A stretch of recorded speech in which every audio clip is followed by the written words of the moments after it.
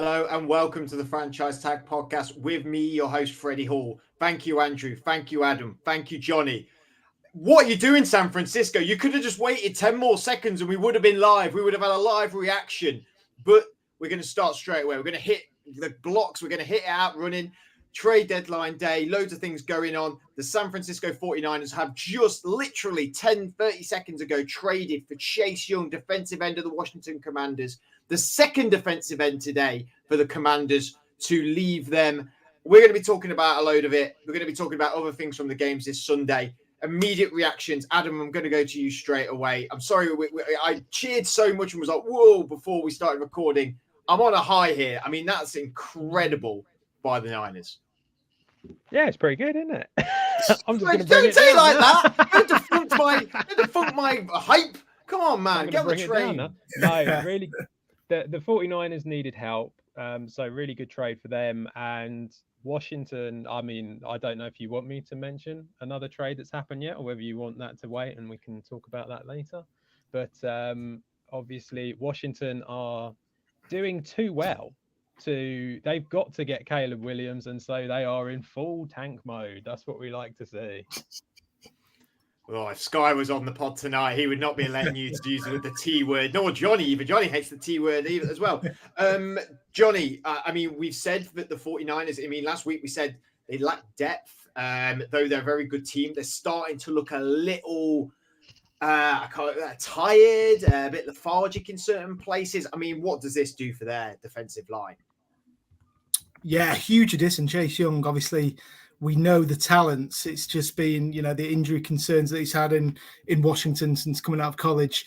I can't wait to see him in San Francisco with Nick Bosa alongside. I think the defense this year has been a real problem for the Niners. Looking at the game against the Bengals and the previous two losses, they just weren't able to get pressure to the quarterback. I'm not sure if that was, is it something to do with the play calling? Obviously, D'Amico Ryans has moved on, and we know how well regarded he was.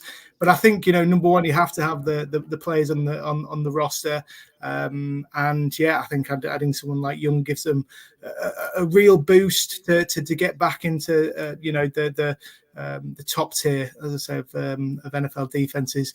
I expected them to make a big play. I'm not sure I was expecting Chase Young, but yeah, I think good business all around. To be fair, as Adam sort of said, Washington, I think, looking a bit to the future. But yeah, I won't mention the T word, but yeah, good deals all around. That's what we like to see. This podcast will probably be a bit choppy and changey tonight because obviously the trades are coming through as we are talking. This happens to us every year where the big trades happen when we're not on camera. So more than likely, nothing will happen now for the next 45 minutes. On our group chat, Gareth Smith, obviously our man behind the scenes, big Philadelphia Eagles fan. Good for you there, buddy. And Sky has said, though he's not joining us tonight, that's a one-way stop to a three-game losing streak for the Commanders. Sources are saying, per Adam Schefter, people like that this is a third-round pick they've sent to the Washington Commanders, Andrew.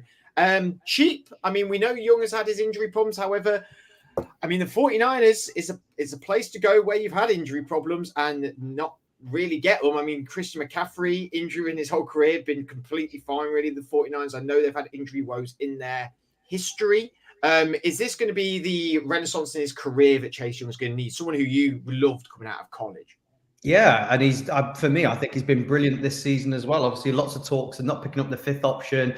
Is he still the same player? All of that, and then he's come out and he's been absolutely fantastic.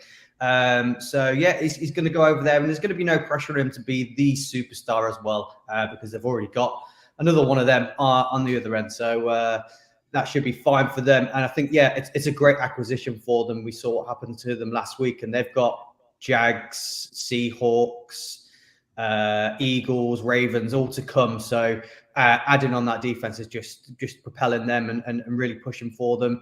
I'd like to know what Adam's thoughts on this are of them going out and just acquiring all these superstars. Do you think they're doing a bit of a Rams thing? Doing a Rams. They're going for the LA Rams thing. Yeah, absolutely disgusting. Hate it every time. These bloody teams that come along, spending all the money, throwing it everywhere just for a laugh. I do feel like it's a bit cheap, though. Yeah, definitely. third I round thought pick that is- because is we were talking cheap about for this Chase. earlier, and we saw Sweat go for a second round, and I was like, "Wow, Chase is definitely surely worth more." Apparently not.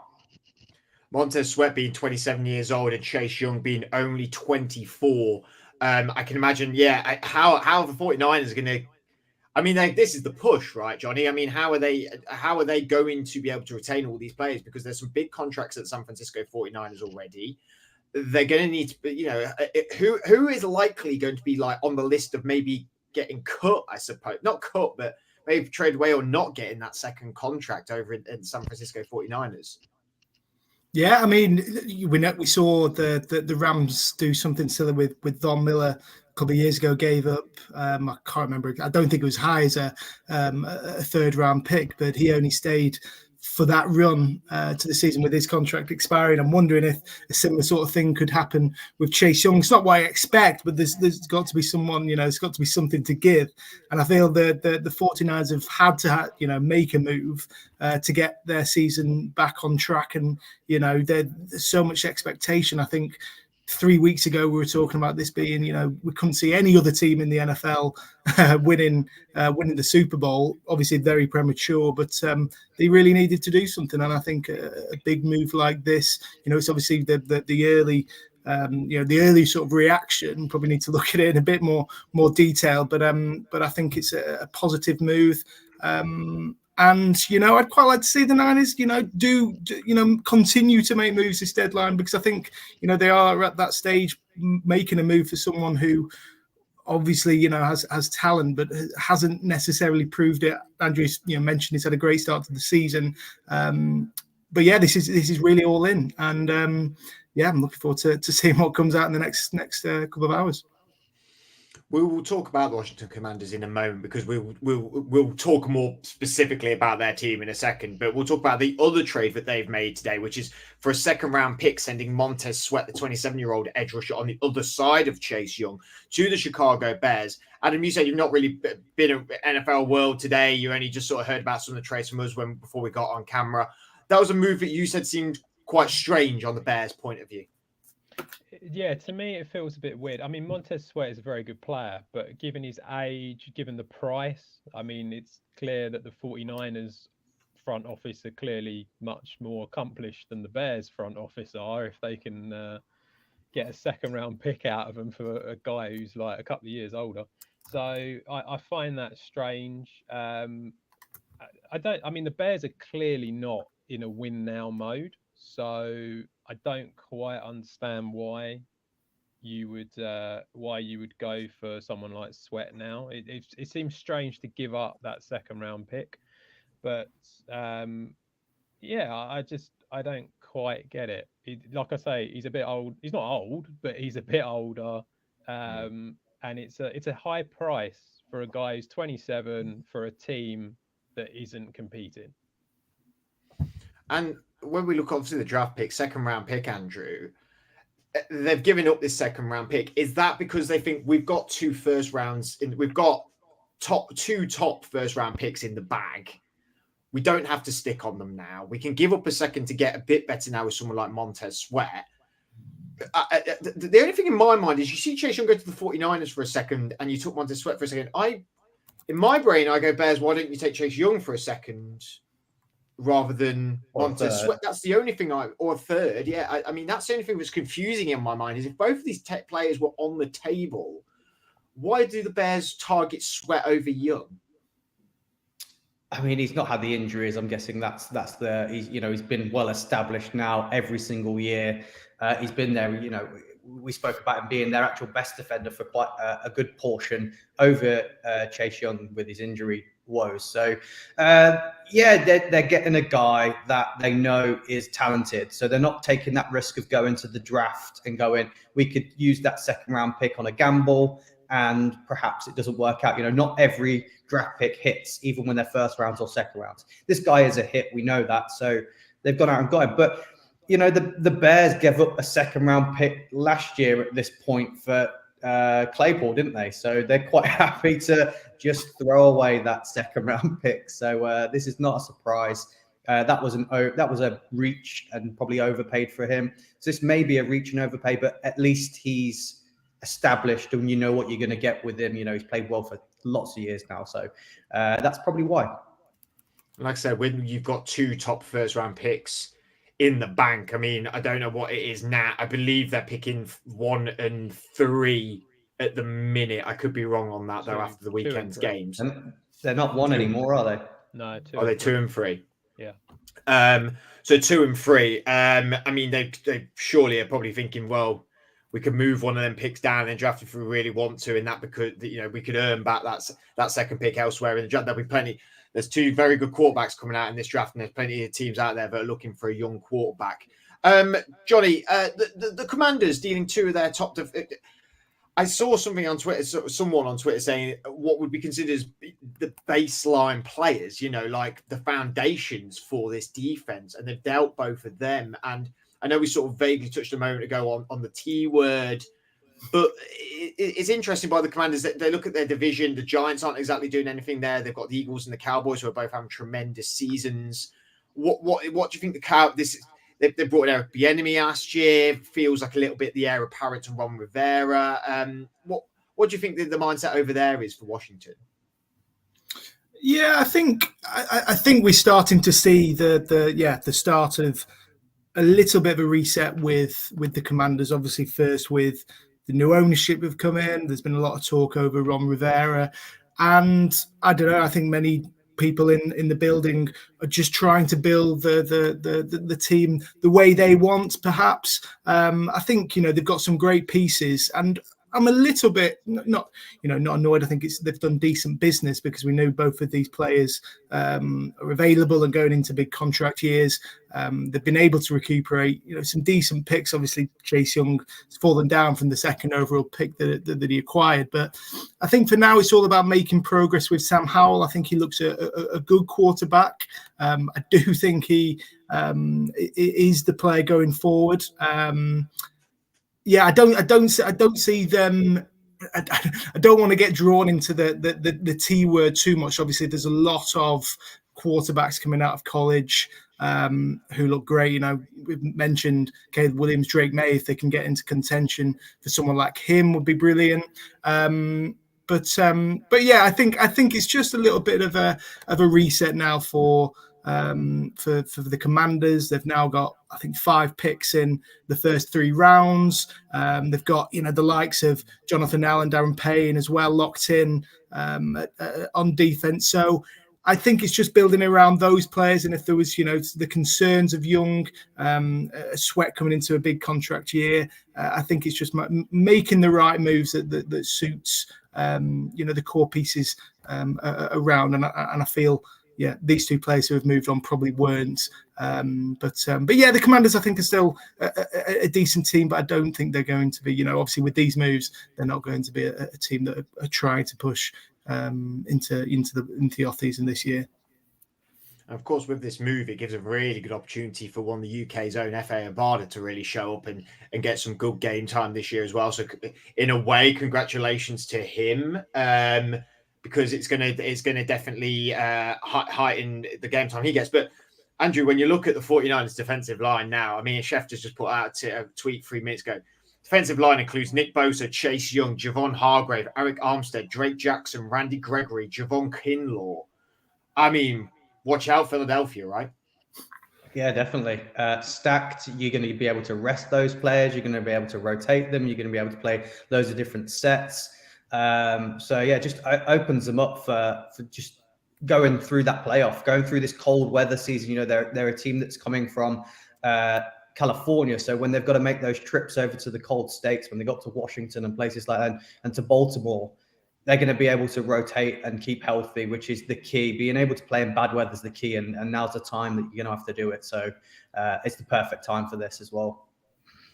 Like we said, any drafts, any trades that happen live, we will be talking about and going over. Cage My IQ over on YouTube. Shout out him, saying Sam Howell is young and is showing some promise under Eric Bieniemy. A lot of rumors swirling. Rivers might be candid. Eric is the next guy now. I completely buy into that as well. I thought it was a very strange move, him going for that position coordinator position over in Washington. I thought he was pretty much primed to be a head coach. I think we all felt that way.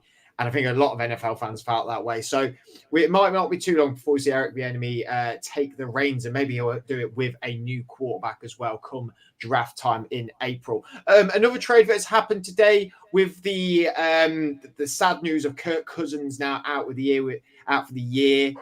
Torn Achilles, horrible to see. He's been having a pretty decent year as well. The Minnesota Vikings have traded for Josh Dobbs from the Arizona Cardinals.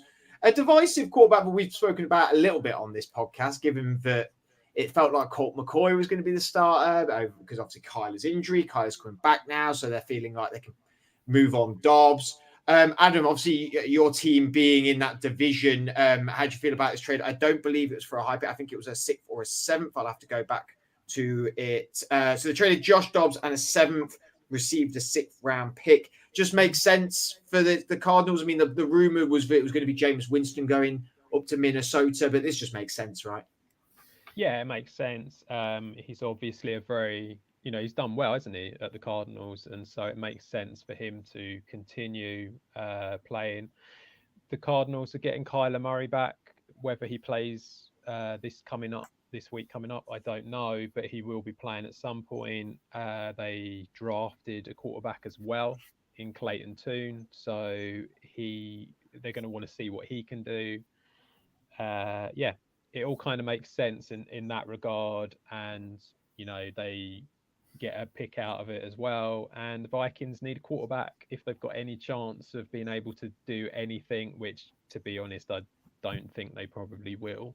But I think they've got to look like they're trying to do something, and so Dobbs is the sort of guy they can bring in. And Cousins his contract's up, isn't it, at the end of the season? So if Dobbs does really well, he might be able to play himself into a starting position, and if he doesn't, then they probably will be quite high in the draft, so they can get another quarterback. So that's probably their way they're looking at it, in a bid to try and keep their season going.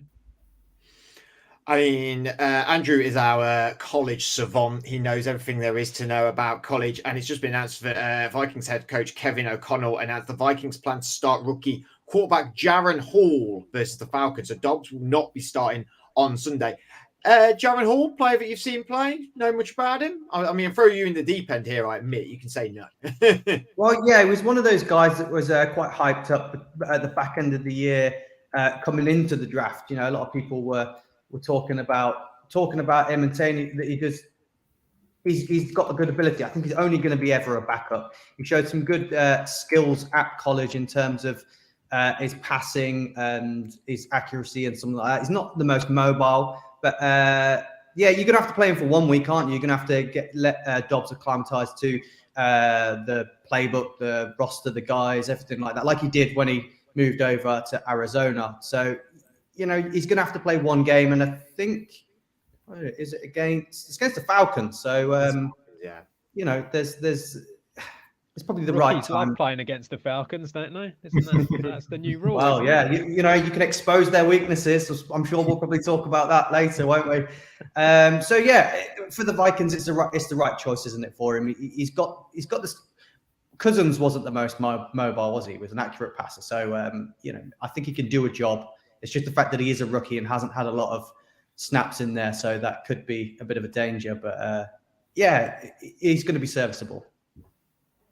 Like I said, we may be zigging and zagging in this podcast because of the trade deadline day, but we will look at some of the games that did happen over the weekend. And actually, we'll talk about, I suppose, rookies. I mean, the Carolina Panthers, Johnny, getting their first win of the season. Did we think it was ever going to happen? I mean, there may be some doubters out there, I suppose. Beating the Houston Texans 15-13. Was it a bit of there was a massive bug that's just flown right in front of me that completely threw me off there. It was huge as well. A big win for the Carolina Panthers. Are you satisfied as a Panthers fan now with your one win and your no first round pick and how the state of the team is at the minute? I think so. I think there's been so much pressure on the Panthers ever since they made that incredible trade for the Bears' first overall pick. Giving up that much, bringing in, going for Bryce Young, obviously bringing in a new head coach, a new era in Carolina. There's obviously going to be so much pressure on everyone, and expecting a rookie quarterback. Yeah, okay, one of the best players that have come out of college. To start straight away, I think it obviously has taken a while, and Young, I think, looked very shaky starting on. But I think what I noticed in this game, okay, it wasn't the prettiest game, but the way he was able to manage not just the game-winning drive, which set up the field goal. There's also a really good drive at the end of the first half where he was able to manage the clock, which led to a touchdown. I can't remember who it was from, but yeah, he looked at a really competent quarterback on Sunday. The Panthers needed, I think everyone, there's been a lot of talk around, Frank Reich and the owner, David Tepper as well, which is, I think, just added so much pressure onto Young. But yeah, much needed. I think they've just, they've got to build on this and try and be competitive in the AFC South. I don't think they are going to be a team that are, going to necessarily kick on from this, securing victories. But I think I'd be more, having Bryce Young as one of my quarterbacks in one of my fantasy leagues. I've been keeping a bit of an eye on him the last couple of weeks, and I think he's making, positive strides. Yeah, CJ Stroud has obviously been the guy who's everyone's been talking about, but yeah, I'm sure we're only weeks into his NFL career. This guy was picked number 1 overall for a reason. I'm sure he's going to come good, and I think he showed a bit of his talent on Sunday with the big win for the Panthers. I am going to go back into the deep dive of knowledge of Andrew's college mind, because obviously you watched a lot of Bryce Young at college.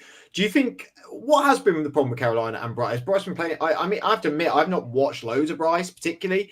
Do you think it's been teething problems? Do you think it's team problems? Do you think it's coaching problems? Has it been entire team problems? How much is maybe laid on the lap of Young's transition from college to the NFL? Everyone's going to have a teething issues. Making that step from college to NFL is a massive step. Like I said at the start, not everybody is a hit in the draft. There's always going to be busts, and especially when it's the most important position, it's highlighted even more.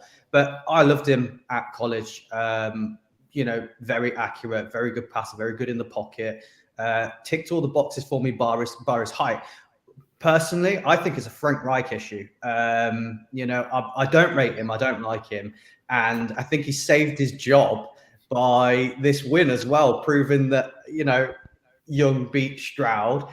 But the really funny thing about it is the weeks leading up to this game, he handed the play calling over to Thomas Brown, the offensive coordinator. And we saw a better Bryce Young. So is Frank Reich the problem? Because now we're saying Bryce Young looked better, more positive. We saw some glimpses of what he can do, prove why he was the first round pick. So maybe got a Frank Reich issue. Well, Cage My IQ back on the comments and has had a lot of comments, and thank you for them. Always appreciate the interaction on there. There's this one. Carolina don't have the playmakers, and their running game hasn't been helpful in making the transition easier. Do you agree with that statement, Adam?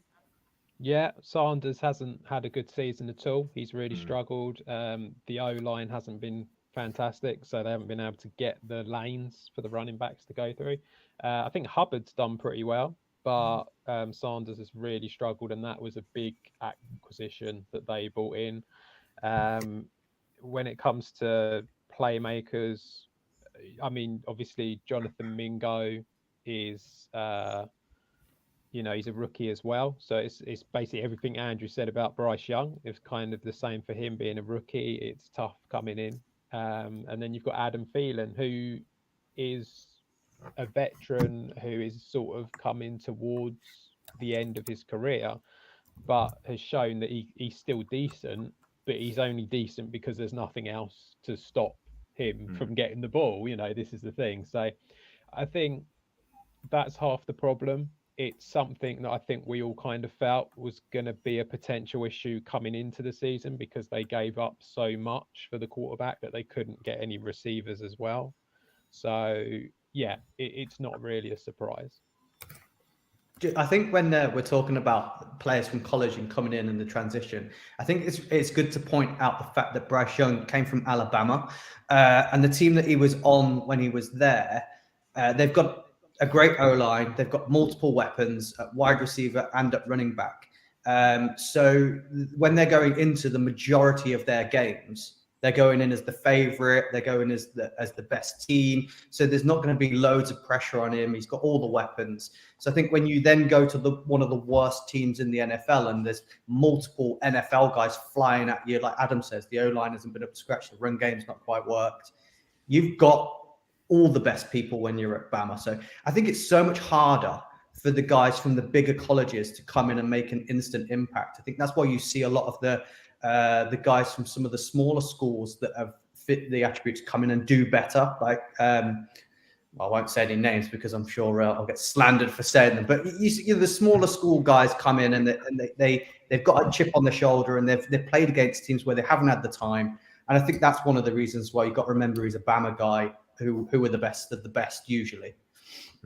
With one of the best head coaches in college head coaches of all time as well. Another trade happened, but not one we'll probably deep dive into. But the Browns are trading their wide receiver Donovan Peoples-Jones to the Detroit Lions. So we wish them all the best of luck in Detroit. From talking about rookies, I suppose we might as well talk about one particular rookie. Once dubbed the mayonnaise master, back once again with the mayonnaise master, back once again with the bad behavior. The gross behavior, some may say. And that's Will Levis beating the Atlanta Falcons 28-23 for the Tennessee Titans, a player we didn't get to see play in London. He is, again, coming up against his mate. I don't know if he's the draft partner with Kenny Pickett. So he's playing against Kenny Pickett this Thursday night against the Steelers. Again, not watched the highlights of this game yet. Anyone want to take lead on this? Will Levis looking pretty. I saw him throw a bomb to D-Hop. Yeah. Well, I think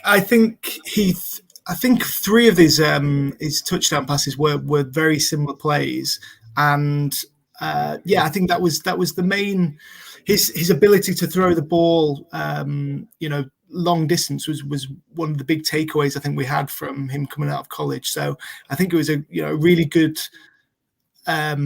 coaching decision to the playing on the strengths of Levis on his debut.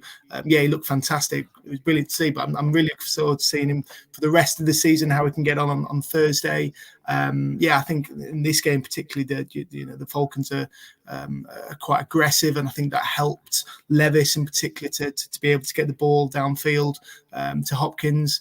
But yeah, it's just very exciting for Titans fans. I think obviously Tannehill for the last couple of years has regressed quite starkly. So having a young project to come in and get going straight away is very exciting for everyone to get on about.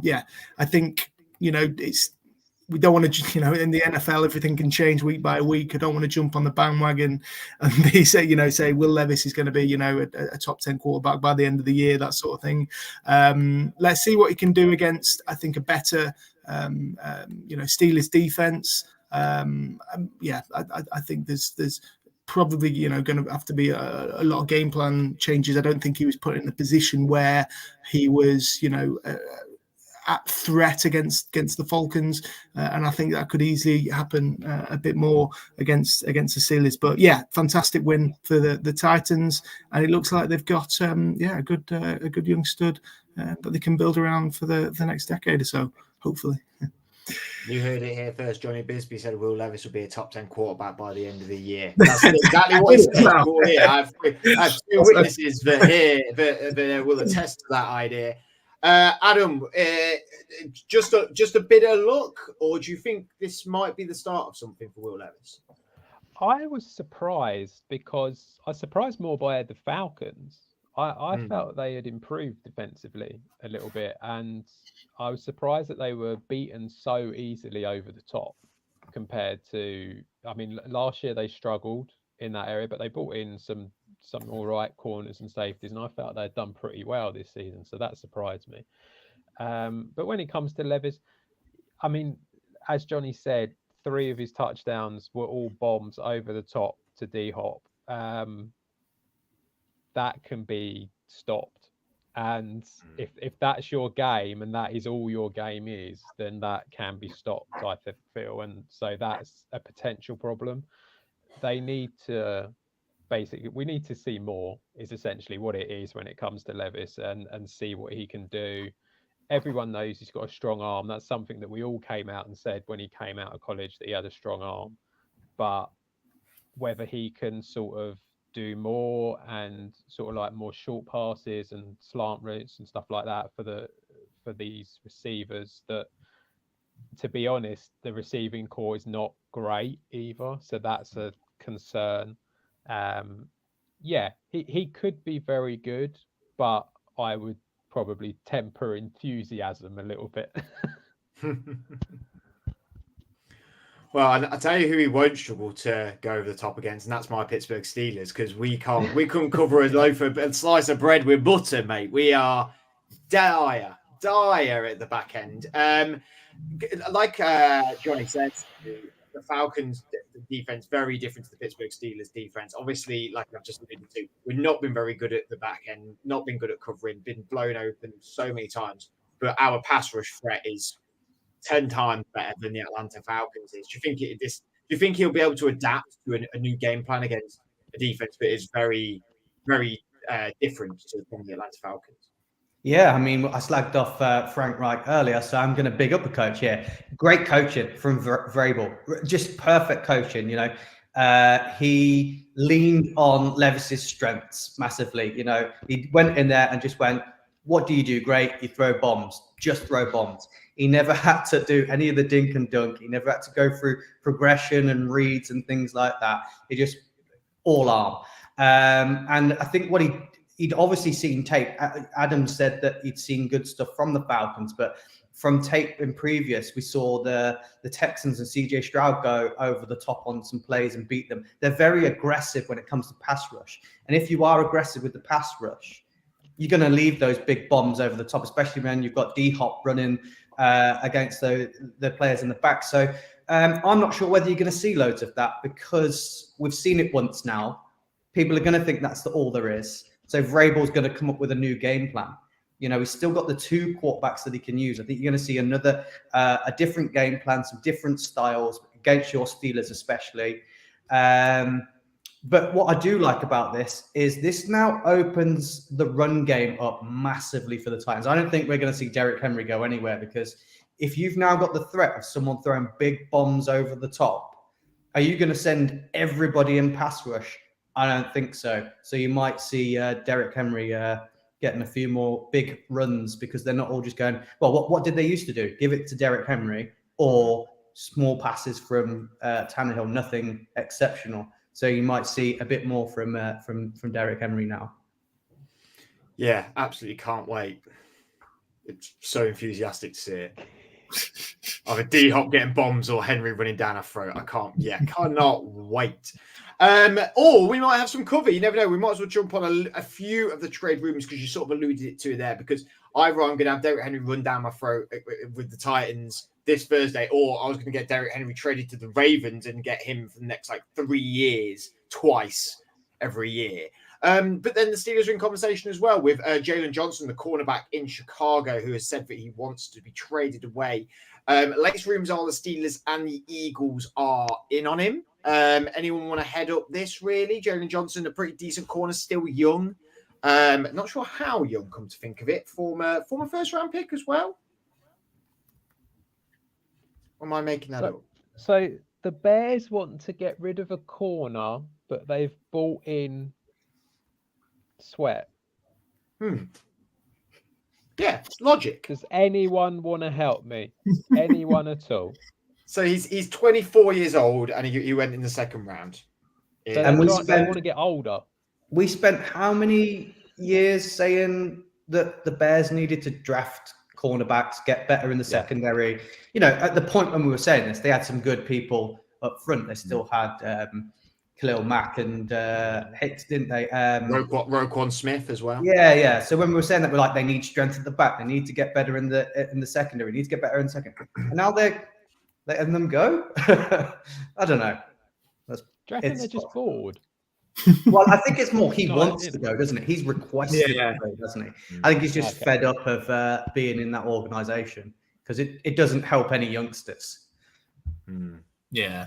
Well, speaking of someone who's probably a little bit bored because he's a bit bored of not having great gameplay that he once did have with a very familiar team to Adam, Devontae Adams. Big rumours that he's going to be on the move. Where's he going to go? The Jets? The Jets, Is Johnny going to see him at the Jets? I'd like to see either one of the Raiders receivers who's been touted for a move, Renfro or Adams. Obviously, Adams will be absolutely exceptional. I can't see it happening. I think the two big positions that the Jets have needed to address are row line, and I think adding another playmaker in. The defense looks brilliant with hyped up, but I think just building around Zach Wilson. I think against the Giants, the O line looked very weak. There was lots of rumors on Jets Twitter today of a guy called Ezra Cleveland who is at the Vikings. I think he's just been traded to the Jaguars, which is a bit disappointing because I'm not sure that there will be any other, particularly young O-lineman available for the Jets to go out and recruit. But I think the Jets definitely need a playmaker as well. Not too fussed that we missed out on Donovan Peoples-Jones, although that would have been quite a nice little addition. But if we can get Devontae Adams, I think we're what would you give up for him? A second, possibly a first. I don't know. How old is he now? He's approaching 30. It's probably going to be an expensive one, but at this stage, I'm all there for it. Adams will, Rodgers will be back in a few weeks if that happens. So funny how his Achilles injury could just disappear when Devontae Adams rolls up in New York. What do you reckon, Andrew? Do you reckon Adams is it all smoke or is there some fire to this? What do you reckon? Well, it's another guy that wants out, isn't it? So I don't know. I haven't really looked enough into it to see who can afford him because it's easy for me to sit here and go, Chiefs need him because they do. They need a wide receiver one because they can't lean on a rookie in Rashee Rice to, he had that drop. So they need a cemented guy. I could equally sit here and say Bills could do with someone else as well, but I don't know who's got the space for it. It's more today that it's all been rumbling that he's going. So do a very, very quick research for you. Very quick. So he's on a 5-year contract. When did he go? He went 2 years ago, right? Yeah. Just last year, wasn't it? No. 2 years ago. Average salary 28. He was on a $140 million contract, which his base salary's gone up this year to $6 million. Then next year goes up to 16. Next year goes up to 35 for 2 years. So you're taking on a 3-year contract worth about 80 mil. And then let's have a look at who's got room in the cap. Let's have a look over the cap. What did you say the first year was? So this year's 6. Okay. So the thing is the Raiders will probably take on some of that as well. So it's like it wouldn't be too bad. So I don't know. This is from Over the Cap, which they tend to be pretty good with how updated they are on stuff. The cap space now. This has definitely changed. Is the 49ers have 39 mil in cap space? That's the top tip. How have they got 39 mil? But they don't pay a quarterback. Yeah, exactly. Yeah. Next Browns. All the luxuries. Then it's the Cardinals with 11 mil. And then the Browns are 35. Cardinals are 11. Bengals with 10. Titans with 10. I mean, the Bills with 4 million. They can move some stuff around to get him to the 6 million this year, then cut players to carry on his contract after, but then they can take that on. The problem is in the NFL, everything can be moved so fluidly, can't it? Like we see that on paper like that, but they can just move stuff around so well to be able to accommodate contracts out of nowhere. But I think it's unlikely he moves, really, because someone's getting sacked if he goes, surely, because the rebuild then for what they've got left is every position bar Max Crosby. Yeah, I mean, McDaniels is getting sacked anyway, so might as well just speed up the process. Exactly. Is there any other rumours you've been hearing about? Well, go on. Sorry, Andrew. I got a quick one that obviously is related to the Giants. The Giants, I believe, were trying to work out a trade with the Bills for Adoree Jackson. I'm not sure what that looks like, but obviously they could. Adoree Jackson's great cornerback, would help out the Bills in their secondary. No, things haven't worked out for Alam, have they? The guy from Florida. So there might be a bit of a swap involved there. But Giants doing deals with the Bills seems to be a go-to thing with the connections that they all have. So I could possibly see that one happening. In the comments, we've had Cashman IQ comment here saying Adams has an out in his contract after next year. He's only near 2 of his deal. And we've also had Gavin Burnett. Thank you for commenting. Darnell Mooney to Kansas City could be on the table. Dear God, why? Why would they want Darnell Mooney? No, it's but just they didn't do much. They did loads with not much last year. MVS, Juju, Well, then there's no point. You might as well stay with what you got. They just brought back McCall Hardman.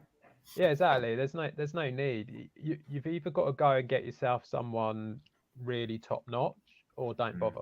There's no point. You might as well just sort of go back in the draft again.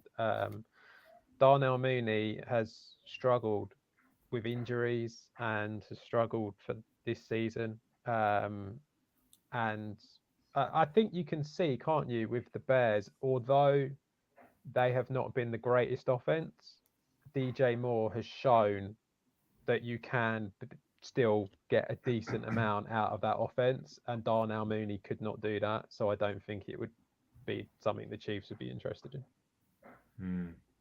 Not to destroy the point. Oh, something just popped up and now I've lost it on Twitter, but it wasn't anything that interesting, I don't believe. What do you say about your Jets, Johnny? You've heard some rumours as well? Big ones? Well, no, classically, no big trade happened whilst we've been on air outside like the young one 10 seconds before. So that's irritating. And I guarantee after we get off, within 30 seconds of coming off, there's going to be a big move. Well, Dalvin Cook's being a player who I think was obviously a very, hyped up deal when he joined the Jets, and he has done next to nothing since arriving. He's another player that wants out. I think he could be picked up for.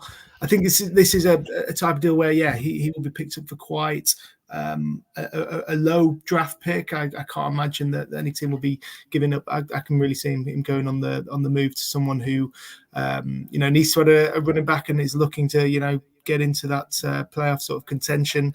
Seen a few things about Houston maybe going for him. Not sure I buy that, but he could definitely be someone who maybe not even if the Jets want to make some moves, he could be someone who's cut completely if they can't find a partner, because I think they've got better runners, and he's moving down the depth chart week by week as it stands. So just another one from Gangrene.